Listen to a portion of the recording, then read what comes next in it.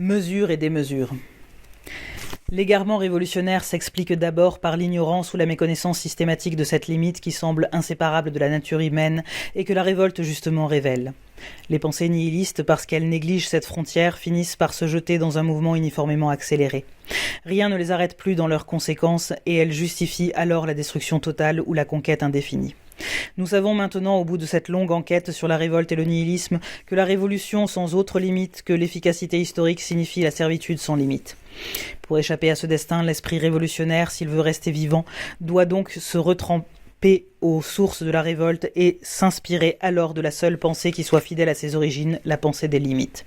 Si la limite découverte par la révolte transfigure tout, si toute pensée, toute action qui dépasse un certain point se nie elle-même, il y a en effet une mesure des choses et de l'homme. En histoire, comme en psychologie, la révolte est un pendule déréglé qui court aux amplitudes les plus folles parce qu'il cherche son rythme profond.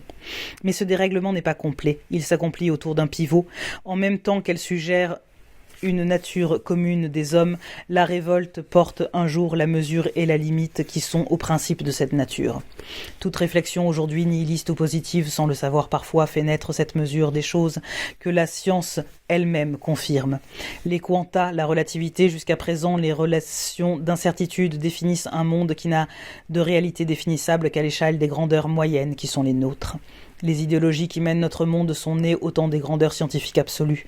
Nos connaissances réelles n'autorisent au contraire qu'une pensée des grandeurs relatives. L'intelligence, dit Lazare Bickel, est notre faculté de ne pas pousser jusqu'au bout ce que nous pensons afin que nous puissions croire à la réalité.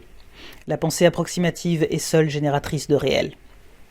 Il n'est pas jusqu'aux forces matérielles qui, dans leur marche aveugle, ne fassent surgir leurs propres mesures. C'est pourquoi il est inutile de vouloir renverser la technique. L'âge du rouet n'est plus et le rêve d'une civilisation artisanale est vain.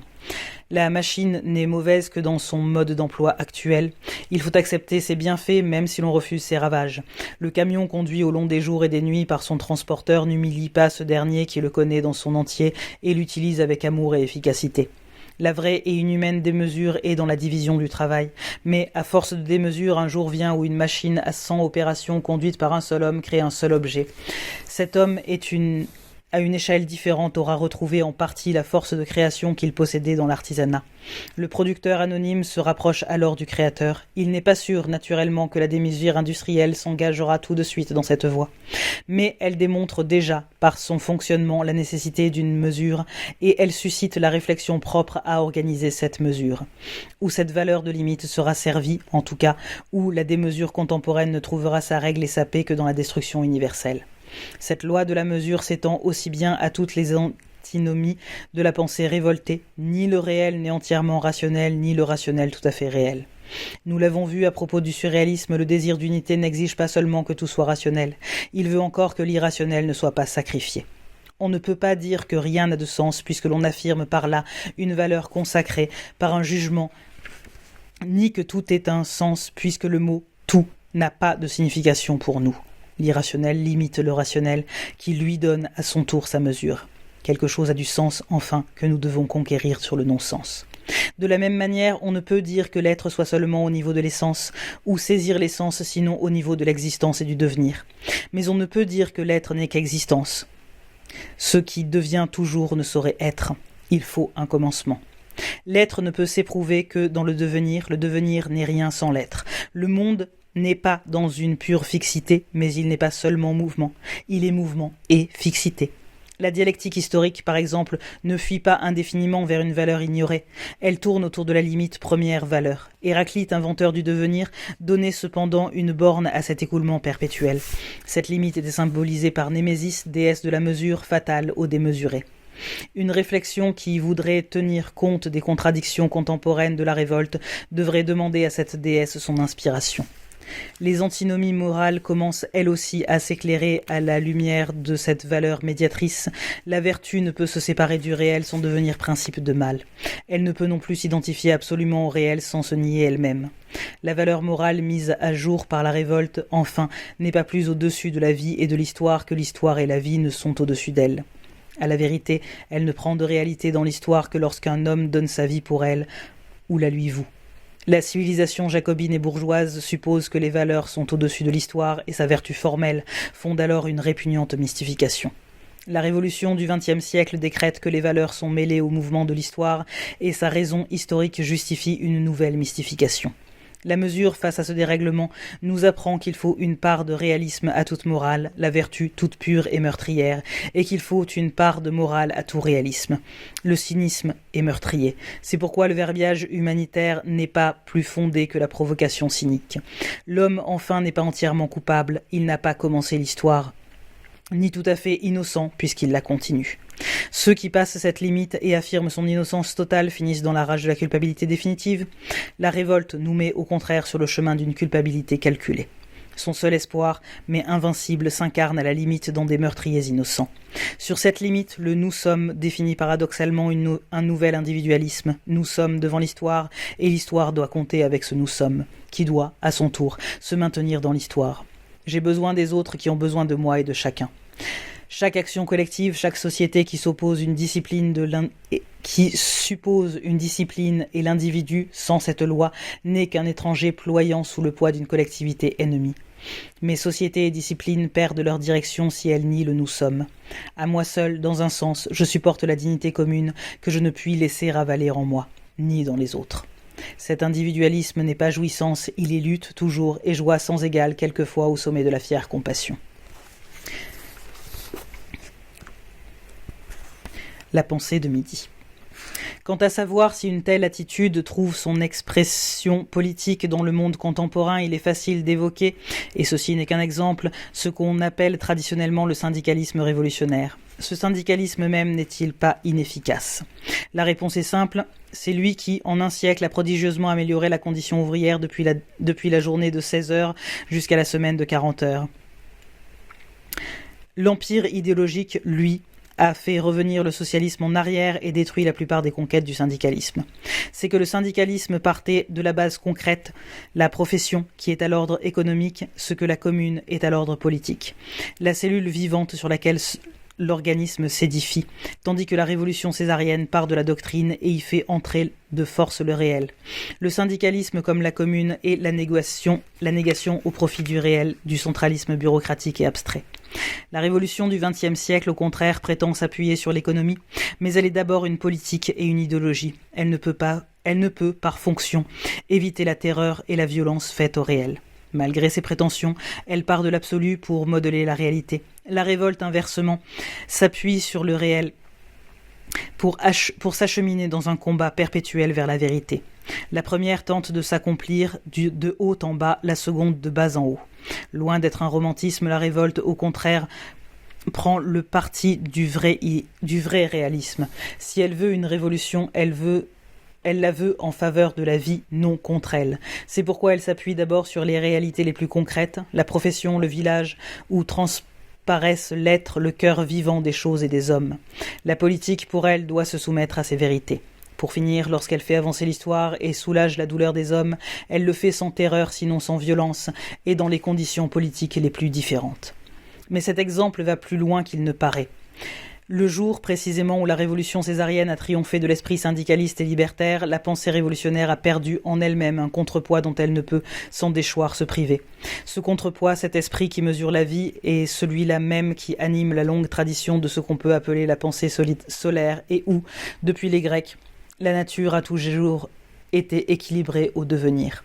L'histoire de la première internationale où le socialisme allemand lutte sans arrêt contre la pensée libertaire des Français, des Espagnols et des Italiens est l'histoire des luttes entre l'idéologie allemande et l'esprit méditerranéen. La commune contre l'État, la société concrète contre la société absolutiste, la liberté réfléchie contre la tyrannie rationnelle, l'individualisme altruiste, enfin contre la colonisation des masses, sont alors les antinomies qui traduisent une fois de plus la longue confrontation entre la mesure et la démesure qui anime l'histoire de l'Occident, depuis le monde antique.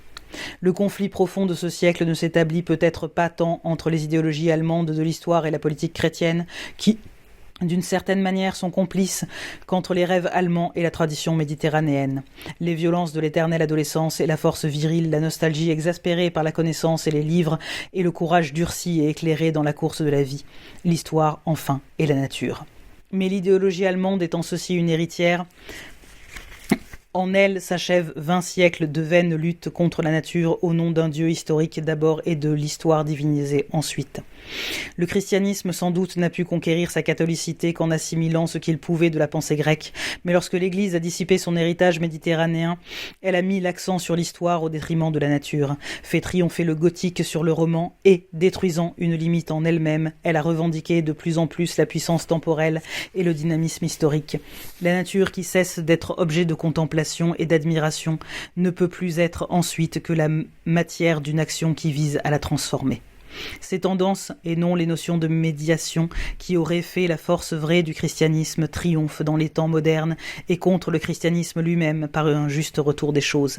Que Dieu en effet soit expulsé de cet univers historique et l'idéologie allemande née où l'action n'est plus perfectionnement mais pure conquête, c'est-à-dire tyrannie.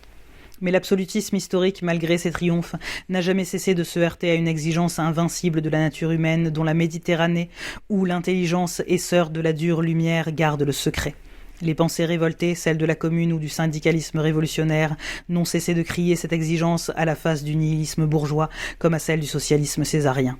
La pensée autoritaire, à la faveur des 3 guerres, et grâce à la destruction physique d'une élite de révoltés, a submergé cette tradition libertaire. Mais cette pauvre victoire est provisoire, le combat dure toujours. L'Europe n'a jamais été que dans cette lutte entre midi et minuit. Elle ne s'est dégradée qu'en désertant cette lutte, en éclipsant le jour par la nuit. La destruction de cet équilibre donne aujourd'hui ses plus beaux fruits. Privés de nos médiations, exilés de la beauté naturelle, nous sommes à nouveau dans le monde de l'Ancien Testament, coincés entre des pharaons cruels et un ciel implacable. Dans la misère commune, la vieille exigence renaît alors. La nature à nouveau se dresse devant l'histoire. Bien entendu, il ne s'agit pas de rien mépriser, ni d'exalter une civilisation contre une autre, mais de dire simplement qu'il est une pensée dont le monde aujourd'hui ne pourra se passer plus longtemps. Il y a certes dans le peuple russe de quoi donner une force de sacrifice à l'Europe, dans l'Amérique une nécessaire puissance de construction, mais la jeunesse du monde se trouve toujours autour des mêmes rivages. Jetée dans l'ignoble Europe où meurt, privée de beauté et d'amitié, la plus orgueilleuse des races, nous autres Méditerranéens vivons toujours de la même manière. Et de la même lumière. Au cœur de la nuit européenne, la pensée solaire, la civilisation au double visage attend son aurore, mais elle éclaire déjà les chemins de la vraie maîtrise. La vraie maîtrise consiste à faire justice des préjugés du temps et d'abord du plus profond et du plus malheureux d'entre eux qui veut que l'homme délivré de la démesure en soit réduit à une sagesse pauvre. Il est bien vrai que la démesure peut être une sainteté lorsqu'elle se paye de la folie de Nietzsche, mais cette ivrognerie de l'âme qui s'exhibe sur la scène de notre culture, est-ce toujours le vertige de la démesure, la folie de l'impossible dont la brûlure ne quitte jamais plus celui qui, une fois au moins, s'y est abandonné? Prométhée a-t-il jamais eu cette face d'ilote ou de procureur? Non, notre civilisation se survit dans la complaisance d'âmes lâches ou haineuses, le vœu de gloriole de vieux adolescents. Lucifer aussi est mort avec Dieu, et dans ses cendres a surgi un démon mesquin qui ne voit même plus où il s'aventure. En 1950, la démesure est un confort toujours et une carrière parfois. La mesure, au contraire, est une pure tension. Elle sourit sans doute à nos convulsionnaires voués à de laborieuses apocalypses l'en méprisent, mais ce sourire resplendit au sommet d'un interminable effort. Il est une force supplémentaire. Ces petits Européens qui nous montrent une face avare, s'ils n'ont plus la force de sourire, pourquoi prétendraient-ils donner leurs convulsions désespérées en exemple de supériorité? La vraie folie de démesure meurt ou crée sa propre mesure. Elle ne fait pas mourir les autres pour se créer un alibi. Dans le déchirement le plus extrême, elle retrouve sa limite sur laquelle, comme Kaliaïev, elle se sacrifie s'il le faut. La mesure n'est pas la contrainte de la révolte, c'est la révolte qui est la mesure, qui l'ordonne, la défend et la recrée à travers l'histoire et ses désordres. L'origine même de cette valeur nous garantit qu'elle ne peut être que déchirée. La mesure née de la révolte ne peut se vivre que par la révolte. Elle est un conflit constant, perpétuellement suscité et maîtrisé par l'intelligence. Elle ne triomphe ni de l'impossible ni de l'abîme. Elle s'équilibre à eux. Quoi que nous fassions, la démesure gardera toujours sa place dans le cœur de l'homme, à l'endroit de la solitude. Nous portons tous en nous nos bagnes, nos crimes et nos ravages. Mais notre tâche n'est pas de la déchaîner à travers le monde, elle est de les combattre en nous-mêmes et dans les autres. La révolte, la séculaire volonté de ne pas subir dont parlait Barrès, aujourd'hui encore, est au principe de ce combat. Mère des formes, source de vraie vie, elle nous tient toujours debout dans le mouvement informe et furieux de l'histoire.